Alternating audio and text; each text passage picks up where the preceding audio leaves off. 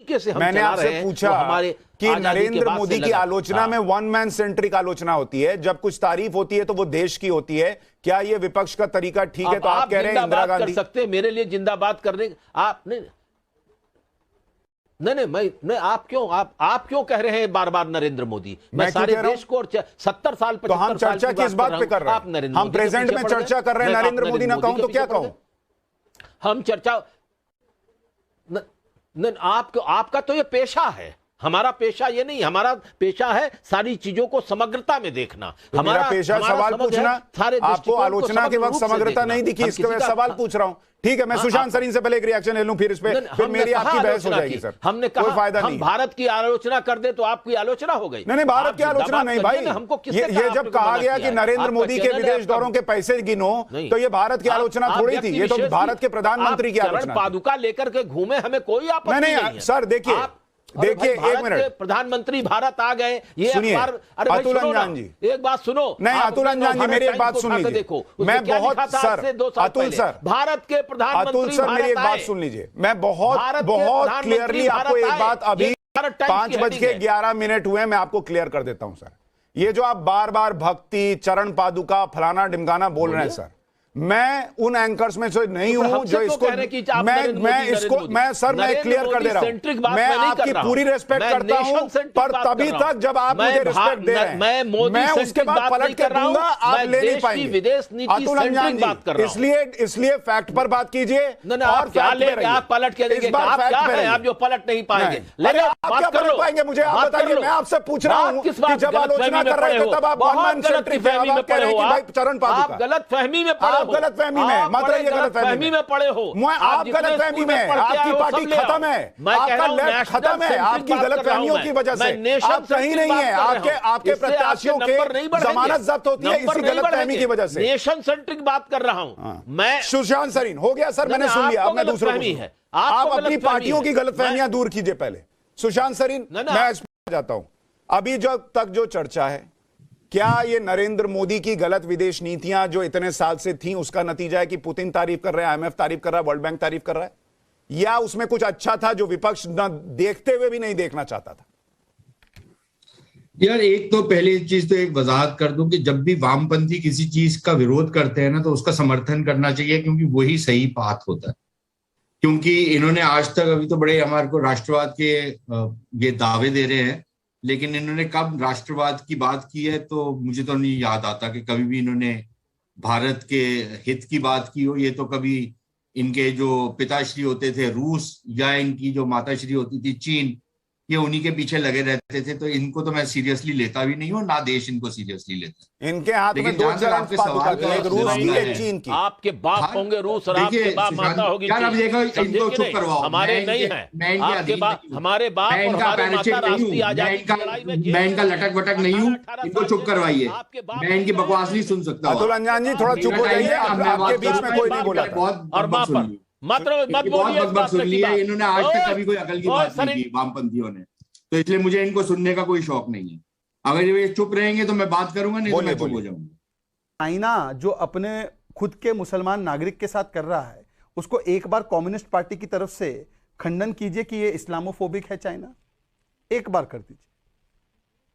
आप पढ़ते ही नहीं तो हम क्या करें इसके लिए? बहुत पढ़ते हैं। आप पढ़ते नहीं, हमारा अखबार न्यू एज पढ़ा कीजिए। नहीं, वो नहीं पढ़ते। ऑफिशियल जो है हमारा सेंट्रल ऑर्गन है, पढ़ लिया कीजिए। क्या लिखा बता दीजिए। पढ़ते हैं ज्यादा, आप बताइए ना। सेंट्रल ऑर्गन से आप अपने माउथ ऑर्गन से बता दीजिए भाई, सेंट्रल ऑर्गन से क्या पढ़ूं मैं? आप माउथ ऑर्गन का इस्तेमाल कीजिए, बताइए। नहीं, हम माउथ ऑर्गन से नहीं, मैं आपके मैं ज्यादा नहीं कर सकता। पढ़िए अपने बारे में। अरे सर आप कह दीजिए कि इस्लामोफोबिक है। हमारे ऑर्गन को पढ़िए।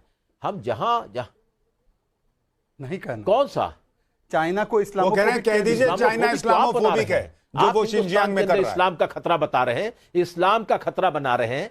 जब सारी दुनिया के अंदर जब आप इजराइल का बात कर रहे हैं, उस जमाने में नॉन अलाइन मूवमेंट की एक समझ थी फिलिस्तीन के बारे में। उस फिलिस्तीन की समझ के साथ भारत खड़ा था। अटल बिहारी वाजपेयी जी भी खड़े थे। हम क्या मना कर रहे हैं? बताइए उनके बारे में आपके क्या विचार है? प्रधानमंत्री उनके भी राष्ट्रीय अध्यक्ष को मिलके आए, परंतु इजराइल पे आतंकवाद के खिलाफ थे आप इजराइल के ऊपर हो रहे आतंकवाद पर कुछ नहीं बोल पाए, क्योंकि यहां वोट असर ना कर जाए।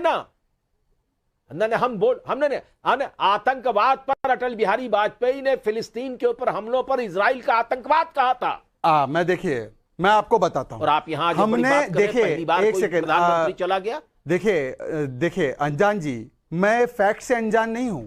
जब हमारे प्रधानमंत्री, देश के प्रधानमंत्री इजराइल गए तो फिलिस्तीन के नेता को भी मिले। हम दोनों से संबंध बनाना चाहते हैं। एक सेकंड सर, मैंने आपके बीच में नहीं बोला सर, मैंने आपके बीच में नहीं बोला नेताजी, मैंने आपके बीच में नहीं बोला अनजान जी, मैंने आपके बीच में नहीं बोला अनजान जी। आपके उम्र का और आपके ज्ञान का बहुत लिहाज है। 10 सेकंड दे दीजिए, बोलिए ना। हाँ, 10 सेकंड दे दीजिए। मैं आपसे केवल इतना पूछूं, मैंने आपका ऑर्गन नहीं पढ़ा है, वो जो भी है आपका नेशनल ऑर्गन। उसके अलावा आप बता दीजिए कि चाइना जो कर रहा है जिनजियांग में, उसको आप सीपीआई लेफ्ट पार्टी क्या मानती है? इस्लामोफोबिक है, हाँ या ना? आप बता दीजिए ना। आप ऑर्गन कहां पढ़ते रहेंगे? आपका कोई देखता ही नहीं। जेएनयू के कैंटीन में शायद 1-2 लोग देखते होंगे जी। नहीं तो आप पढ़िए जा करके। अच्छा, आप पढ़िए जा करके, वो पढ़िए। आपने जिस तरह से सवाल किया है उस सवाल के मुताबिक आप पढ़िए। हम इस किसी भी प्रकार के भेदभाव के खिलाफ हैं। हम किसी भी प्रकार के भेदभाव, ये इतना हल्का हल्का सा कैसे अतुल भाई वो कह रहे हैं, देखिए सारे दर्शक भी तो नहीं पढ़ पाएंगे ना। अच्छा, भारत में इस्लामोफोबिया होता है क्या? एक बार ये पूछ लीजिए। 1 मिनट, वो क्या है? भारत में इस्लामोफोबिया है? मैं पहले वो सवाल ले लूं फिर भारत पे आता हूं। भारत में इस्लामोफोबिया है? नहीं है। क्या है? नहीं है। तो फिर इतना जो ये बवाल मचा रहे हैं, इनको बोलिए कंडेम कीजिए इनको। मौत है। नहीं, वहां भी जरूरत नहीं है इस तरह की। वहां भी जरूरत नहीं है इस प्रकार के कामों की। क्या बचा है? लेकिन चाइना जो कर रहा है वो इस्लामोफोबिक है। क्या देख रहे हैं? शिनजियांग में जिस तरह से कर रहा है वो तो इस्लामोफोबिक। सवाल के हिसाब से नहीं बोलूंगा मैं। आरएसएस मेरे हिसाब से क्यों बोला? मैं तो आपसे पूछ रहा हूं। मैं आरएसएस के दफ्तर की भाषा नहीं बोल सकता। भाई इस्लामोफोबिक है या नहीं? आपकी मजबूरी है, मेरी मजबूरी नहीं है। चाइना इस्लामोफोबिक है या नहीं? स्वयं सेवक संघ के दफ्तर की बात। अरे चाइना इस्लामोफोबिक है या नहीं? मैं ये नहीं जानता, ये पूछे भागवत जी से। अरे भागवत जी से पूछिए। आपको भागवत जी के बारे में पूछने के लिए थोड़ी बुलाया। आप लेफ्ट का बताइए ना, चाइना इस्लामोफोबिक है या नहीं है? है कि नहीं है आप बताइए ना। एनपीटी की क्या राय है? टीओआई की क्या राय है? अरे भाई टाइम्स ऑफ इंडिया की क्या राय है? अब सुशांत जी दूसरे सुशांत बातें सही निकली। रुकिए, अतुल जी, चाइना को इस्लामोफोबिक बोलने में आपकी जबान ऐसे लड़खड़ा रही है। 6 महीने पहले साइंड एडिटोरियल है। अच्छा सुनिए, एक बात सुनिए।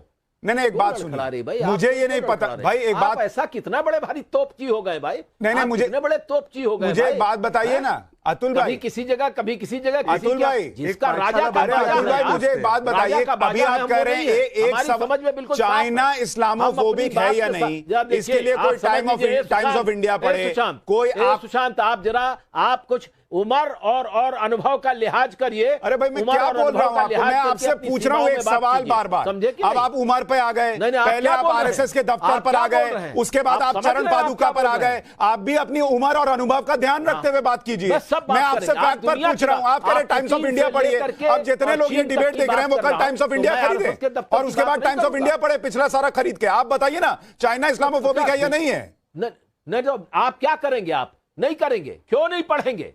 पढ़ना चाहिए। अरे पढ़िए, मेरा तो चैनल है, मेरा तो अखबार है, मैं तो कहूंगा खरीद के पढ़िए। आप बोलिए ना, चाइना इस्लामोफोबिक है या नहीं है? आपके मुंह से एक शब्द नहीं निकल रहा चाइना इस्लामोफोबिक है या नहीं है। बोल दीजिए नहीं है। हो ना हो, वहां क्या बात है वो हम नहीं। क्यों बात कर रहे हैं आप? वहां पर जिस प्रकार का भेदभाव किसी जात के साथ हो, किसी धर्म के साथ हो, भारतीय कम्युनिस्ट पार्टी उसके साथ नहीं है। और क्या चाहते हैं आप? सुशांत सरीन जी, क्या आप एक लास्ट सेकंड आप बोलिए, आप बोलिए। भारत 5 सेकंड दे दीजिए। अरे रुकिए सुशांत जी, देखिए 5 सेकंड बोलिए। भारत में अखलाक की जो हत्या की गई थी उसके आप समर्थक हैं? उस पे देखा आगे। अच्छा एक मिनट शहजाद रुकिए। अच्छा अतुल भाई, आप मुझे नहीं अतुल भाई, एक मुझे पत्रकार दिखा दीजिए। मैं तो छोड़ कह रहा हूं, एक समर्थक है। ओनली 1 पत्रकार मुझे दिखा दीजिए जिसने कहा हो कि अखलाक को बड़ा अच्छा मार दिया।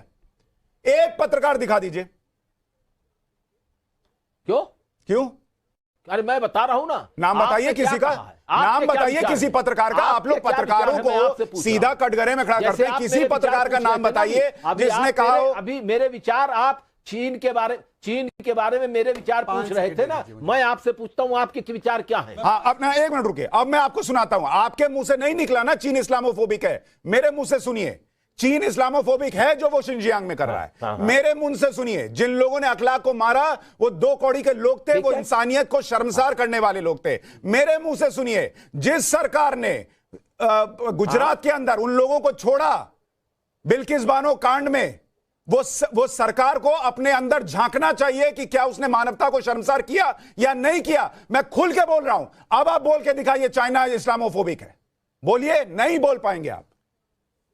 मैं तो इसी की तलाश में था, इसी पिछले कई महीनों से आपके जो प्रोग्राम है, जिस तरीके से सुस्तुति वंदना के, आज मैं यहीं पर आपको लाना चाहता था। मुझे कहीं नहीं लाना चाहते थे आपका। सुनिए boss, hello boss, hello Atul भाई, अतुल भाई, अतुल भाई, ना ना अतुल भाई सुनिए, ना ना इसमें अपना क्रेडिट ना लीजिए। सुनिए, आपका वो जो अखबार है, जो भी माउथ पीस है, वो पढ़ते होंगे 10-50 लोग। ये शो लाखों लोग देखते हैं, और जो लोग देखते हैं उनको सबको पता है बिल्किस बानो पे मेरा क्या स्टैंड है, जो उनको पता है मेरा अखलाक पे क्या स्टैंड है। लेकिन उन लोगों को यह भी पता है कि चाइना पर आपका स्टैंड यही है। आप चाइना को इस्लामोफोबिक नहीं बोल पाएंगे। आप मेरे मुंह से जो सुनना चाहते थे मैं 10,000 बार बोल चुका, लेकिन आप चाइना को इस्लामोफोबिक आज भी नहीं बोल पाएंगे, नहीं बोल पाएंगे। मैं लिख के देता हूं, अतुल अंजान, चाइना इस्लामोफोबिक है, नहीं बोल पाएंगे।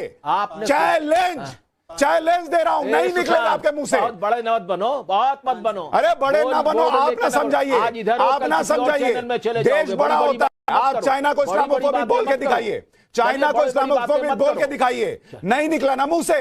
क्या सुशांत सरीन जी, चाइना में भारतीय कम्युनिस्ट पार्टी किसी भी प्रकार के लिंग, जाति, धर्म के आधार पर किसी जाति धर्म के which you cannot speak from your mouth against China। एक इंपॉर्टेंट तथ्य, इस्लामोफोबिया, आज आप एक्सपोज हो गए, इस्लामोफोबिया 10,000 बार एक्सपोज होने के बाद आज आप फिर एक्सपोज हो गए। आप बोलिए सुशांत सरीन। इंडिया को इस्लामोफोबिक बोलने में इनकी जबान नहीं लड़खड़ाती। ये ऑफिशियल स्टेटमेंट कराच जी का कि इंडिया इस्लामोफोबिक जरूर है। हाँ, अब बताइए कि चाइना इसी पैमाने पर ये सर्टिफिकेट बांट रहे हैं कि सुशांत अपने शो में क्या करते हैं और शहजाद क्या करते हैं और सुशांत सरीन क्या। सुशांत सरीन आप बोलिए। ये देखिए, इतना इनका अनुभव है ना आए बाएं शाएं करने का कि जो असली चीज है वो नहीं बोलनी।